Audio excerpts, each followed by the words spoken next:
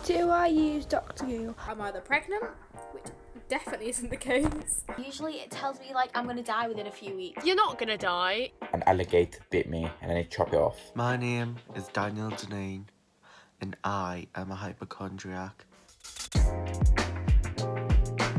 I know I shouldn't Google everything, but I do. It's something I just can't help. First thing I do when I'm ill, I've got a bit of a sniffle, a bit of a sore throat, just not feeling great, I just Google it.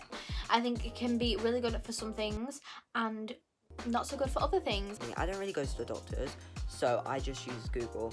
I mean, I guess it's bad because you can like diagnose yourself with something wrong and scare yourself. Always used to Google it, like what's wrong with me or something like that. I literally would never use it again because stuff like cancer came up, stuff that I've never heard of came up. If I feel like a little sick or something, where do I go? Google, like straight away. I don't even ask my parents first, I just go straight on Google, which is quite bad. It kind of gives me like anxiety. Google told me I was dying, and so we phoned the hospital to like make an appointment or ask them what to do. I've got really bad phone anxiety anyway, and then they tried and put us on the phone with the doctor so I could tell them what was going on. But I already thought I was dying and I can't talk on the phone, so I ended up having a panic attack and refusing to talk to the doctor. Internet isn't really going to hurt anybody, but I don't think it should necessarily substitute for an actual visit to the doctor.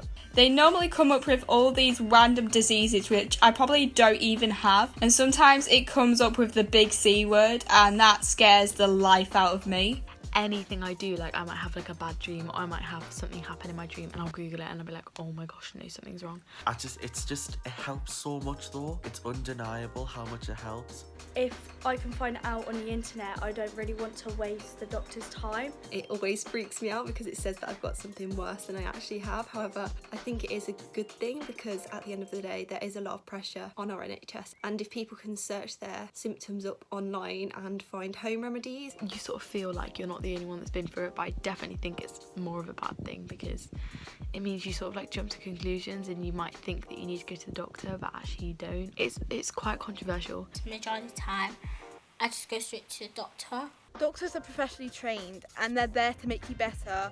If they make you worse, then they can get into big trouble. People online can pretend to be people, so you could go on a website and someone could pretend to be a doctor and actually make you worse. I try to not do that because what they say on Google, like, they make it seem worse. I just don't go on there. I like, even if I've got a headache, it might tell me that I've got a brain tumour. So I just don't go on Google. I think if I get ill, I probably would like look it up quickly and then I'd see all these like terrible things and I'd think, oh my god, I've got that, I've got this, I've got this.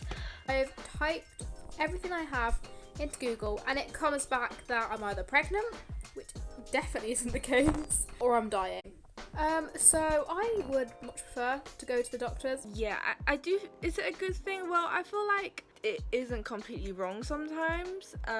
Because there was one time where I was ill, I googled it, and when I went to the doctors, they said it was actually what it was. So I was like, okay, it can give quite extreme cases. They thought I had appendicitis based on Google and stuff. I don't think I did because I'm still alive. It helped me figure out that I'd have arthritis. Check the causes of headaches because I never get headaches. So when I have them, I'm like, where is this from? Never get bellyaches either. And if it's not food poisoning, I'm like, oh my gosh, what is this? I hope I'm not dying.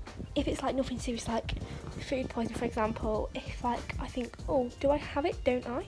I definitely don't search up my symptoms on the internet because I know people that have done that before and it will literally say, you're not okay, you're probably gonna die. You're not gonna die.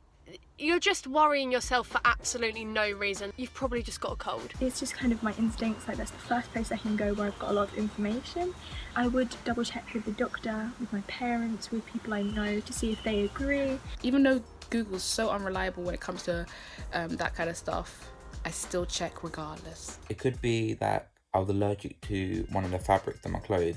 An alligator bit me and then they chop it off. Always go to your doctor if you're worried. You never know if it's true or if it's false, so you really need to see like a real doctor. In personal experience, that is definitely a better option. So yeah, being a hypochondriac, I wouldn't recommend. So please, if you're looking at this, go to a doctor.